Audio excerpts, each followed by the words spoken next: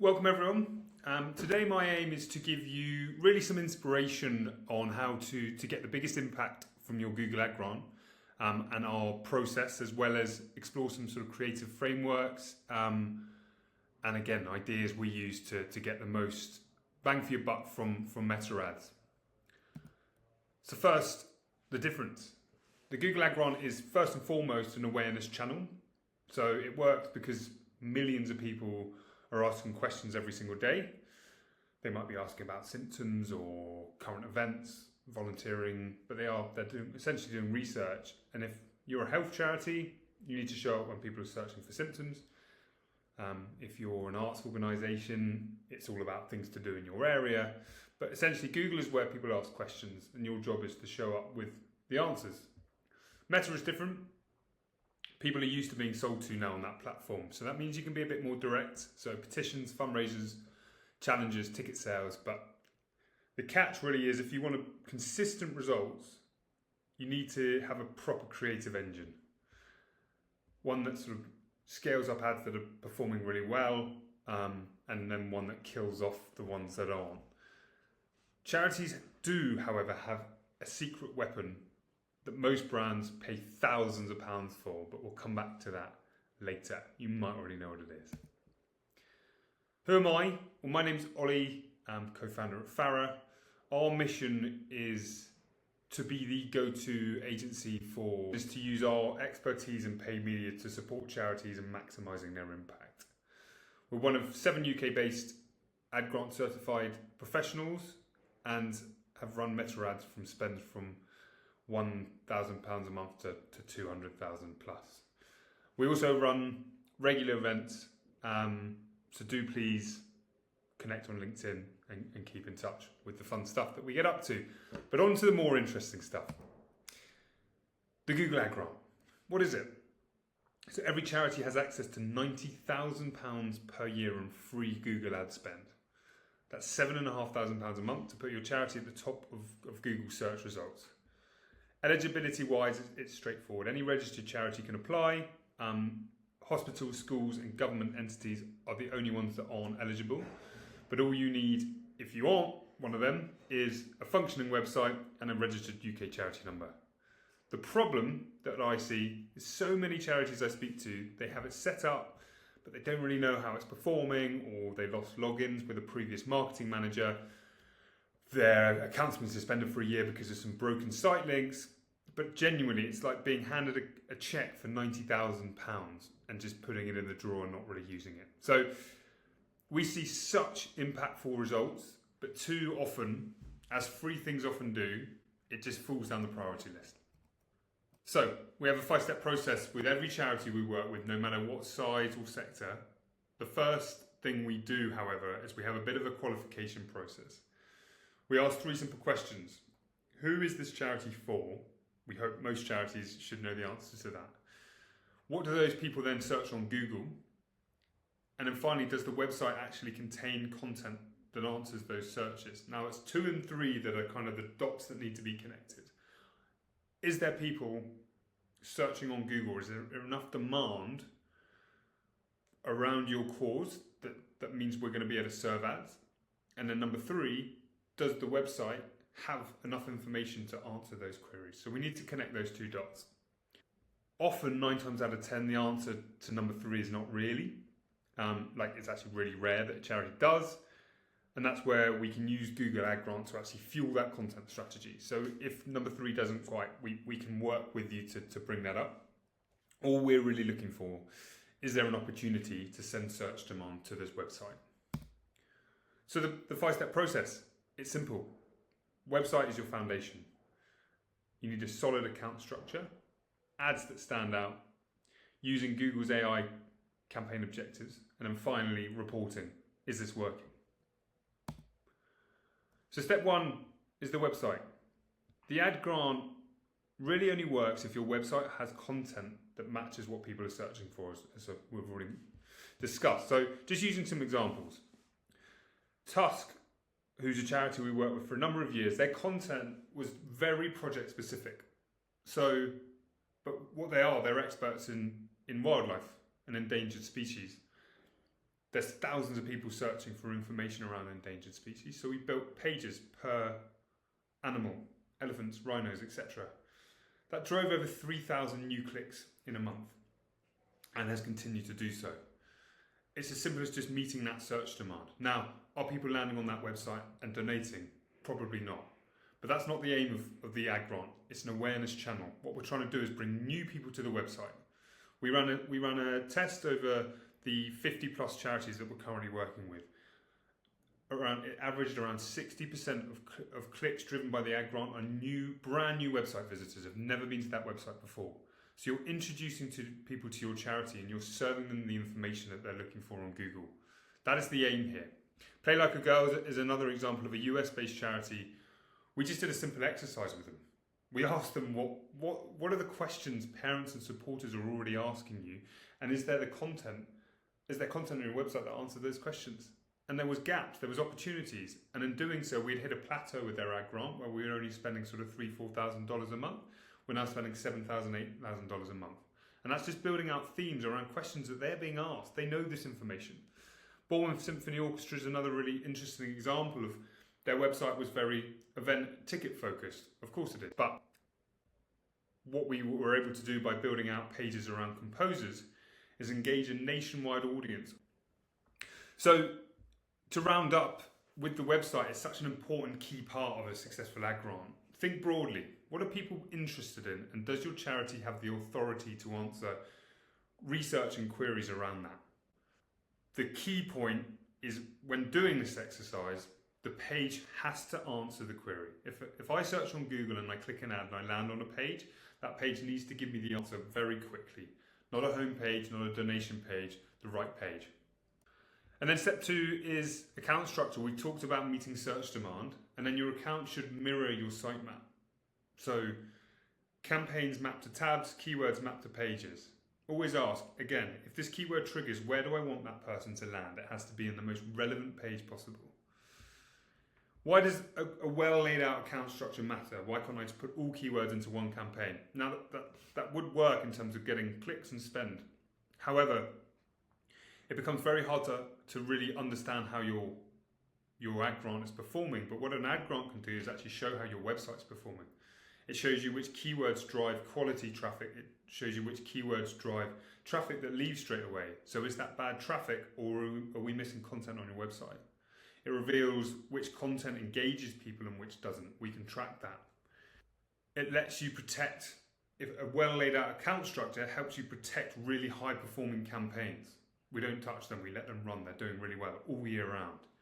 But it also gives you the flexibility for when you're running Christmas appeals or summer appeals to just tweak ad copy and URLs rather than building new campaigns each time. But really it gives you a holistic view of how your website's performing, where there are content gaps, which keywords drive the best performance and which content engages the best. Number 3 is ads. It's your time to shine. Ads are your one opportunity to speak to your audience. So use every field possible: headlines, site links, call-outs, snippets. You can use dynamic search ads to let Google do a lot of the heavy lifting for you. But your goal of the ad is to earn that click. Don't just write and forget and push. You keep testing and then understanding what's working, which headline drives the highest click-through rate, which ads again drive the highest engagement on the site. That data should then inform you, not just your ads, but your website copy, your email subject lines, even creative on Meta. An example of how an account structure and high engaging ads can work is we drove 400 sign-ups to a Treks and Challenges campaign recently. And this again was preparing for searches like Charity Trek Challenge UK, but also rather than building new campaigns was actually just tweaking URLs in an already high performing ad group. What Google do with an account is they will reward you with more impressions and better placements the higher quality your account. And then step 4 is possibly the most boring, but becoming very important, is campaign objectives. So bidding strategies are where performance can really be won and lost. It can be the difference between spending the full amount or nothing at all. I'll touch on maximise clicks. If you're brand new to ad grants and you haven't got the technical setup with GA4, etc., and you're just looking to get started, it's quite a nice entry.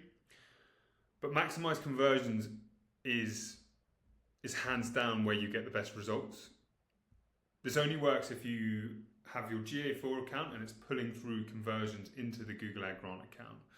I'll just use an example. If I search sewage Bristol Rivers, surface against sewage ad appears, I land on their site and I use their service, their app that's on their website.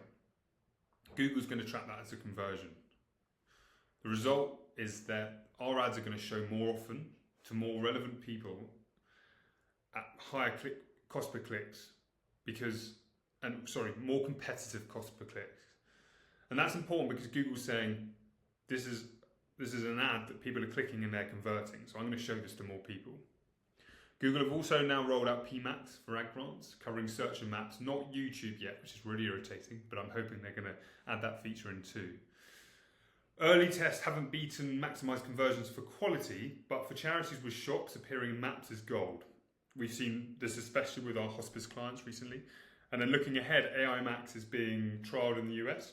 Early signs are promising, but right now it lacks the sort of control we like. But I'm sure in 6 months' time, it might be the norm, so certainly worth reading up on. And then finally, reporting. You can't optimise what you don't measure. We focus on North Star metrics. That means, are people engaging with the site? Which ad drives the highest click-through rate? Which keywords deliver conversions? Am I getting sign-ups for our campaigns? Where is their search demand, but we don't have content to meet it? We pull this into Google Sheets. We can lay it out in a way that's easy to read, but also easy to share with trustees and senior teams. But you don't have to do that. You can just read the ad grant account as well as GA4. You just need to know what you're looking for and what really matters. So rounding up, if you really want to make the ad grant work, ask yourself, do you know what people are searching for? And do you have the content that meets that search demand? Are your ads sharp enough?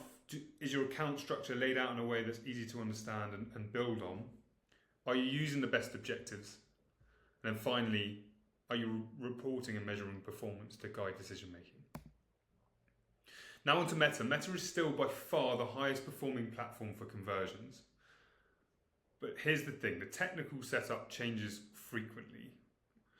What we found the consistent thing over the past sort of 2 to 3 years is what really drives performance is creative. And creative is what makes or breaks Meta ads. So, what I mentioned it earlier, but all charities have a secret weapon. It's something that brands spend thousands trying to manufacture, and it's purpose. Charities are born out of it, and too often I'm seeing charities playing it safe, but really the whole idea of Meta ads and advertising as a whole is trying to make an emotional connection with your consumer or your audience. Emotion is what drives action, always, and charities have this in spades, and this should really be the theme that runs through all of your creative. We work to a 3-pillar strategy. So creative strategy being the narrative that guides our campaign structure and budget deployment, and then reporting. How is this set up to understand what's working, what's not, and guide decision making? So building narratives. You might say, how many narratives? Or what does this even mean? If we look at, we normally start with a budget. So say we have a £2,000 budget for a campaign, we might bring four different narratives for that campaign, or 2 different narratives, whatever makes sense. But some examples of narratives are testimonials and social proof. Here's the impact we made. Here's what someone has to say about it. Or a seasonal Christmas or summer appeals. It's time sensitive, act now. There might be then versus now. Here's what changed because of our support.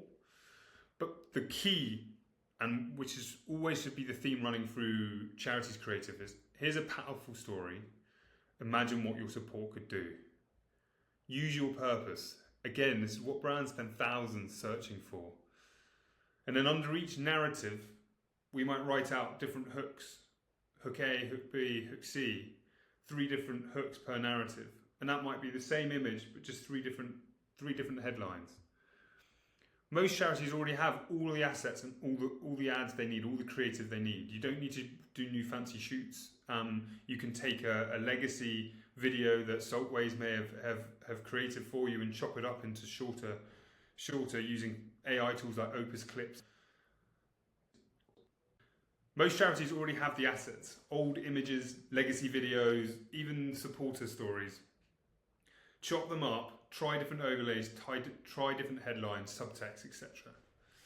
The image does 80% of the heavy lifting. You have 0.5 of a second to stop the scroll, and then the copy is what hooks them in.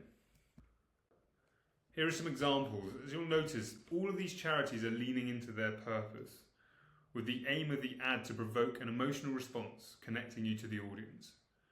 You'll also notice that all of these are single images. These images aren't groundbreaking. This is what charities have to work with. You have a purpose. It's just about getting that across as quickly as you possibly can with a striking image, and then having the copy to hook them in. And I mentioned static ads. Static ads are the quickest and in most cases inexpensive way to produce multiple creatives per narrative. As charities' purpose is clear, how can we communicate this as quickly and effectively as possible in just different tones and in different formats? When executed correctly, static ads often outperform video ads in direct response campaigns. We did a test recently that showed videos costed £35 per sign up versus static, which was £22 per sign up. There are many strengths to video. It can go further in terms of awareness and brand building. However, in terms of if you're after direct response, static images are really powerful. And static ads work best when they're simple and they're native, so it feels like they belong in the feed. How quickly can you make an emotional connection or pique someone's interest? When it comes to performance, there are two levers: image and then copy. As mentioned, the image does 80% of the heavy lifting. If it doesn't stop the scroll, the copy doesn't matter, but the copy then seals the deal, especially the subtext. A smart subheadline that speaks directly to your audience's emotion will often drive the click more than the headline itself. You don't need endless new ideas, just rotate this proven framework and the narratives already mentioned. Us versus them, old way versus better way, testimonials, real customer words highlighted visually. Press screenshots can be really powerful, instant credibility. Pain points, calling out that frustration directly. This is something we don't like to share, but again, it's effective. Leading with negatives, no more X. They cut through the noise annoyingly far better than positives do. Check out Surfers Against Sewage ads. They do really well with this. And then you don't need to invent copy. Borrow it from customer reviews and real language they use. And you can also, like I mentioned, use ad grant data. Once we have our ads and our strategy, we need to execute that in a setup. At Farrow, we launched with broad audiences, lookalikes, website visitors, page engagement. Gone are the days of building out audience personas. This is done with your creative narratives. Our benchmark is £500 behind an ad before making a call. If it's not working, cut it. Even if it's your favourite, cut it. If it is working, do not touch it. I repeat, do not touch it. Just make more like it. If the budget's on the smaller side, you can make decisions a bit quicker. Just give the ads a bit of time to breathe. And Meta loves fresh creative, but that doesn't mean new or expensive. It just means new text overlays, new cuts of old video, different copy. And in reporting, the same principle applies. Understand what you're measuring, why and how to use the data to guide your decision making. Choose your metrics and then stick to them. That might be a cost per sign up target you're looking for. And then that should all be all you care about. Are we hitting that number? Which campaigns are, which aren't? Which ads are hitting that number, which aren't? Make more of the ads that are and pause the ones that aren't. Are we testing age or location demographic? What's the data telling us? Just act fast and don't overthink. If you stick to a metric, stick to a metric. Remember, I've already said it, most people will see your ad for 2 or 3 seconds. They don't care as much as you do, so please don't tie yourself in knots over every word. And that brings me on to Ollie's harsh truths to finish. Always a nice way to end. But you care so much more than anyone else. If an ad's working, do not touch it. Don't let personal favourites overrule data. Data is key, data rules. Meta loves fresh creative, so new text overlays, and act fast. If it's already been approved, just add new text overlays and get it into the ecosystem. And plan it out, plan out your narratives, execute it, trust the data. and be decisive. Thank you for listening. I hope you found this valuable. Please always feel free to reach out with any questions. I take real inspiration from chatting to charities, and I love to hear plans and what people are trialling. LinkedIn is always where I am. Thank you very much.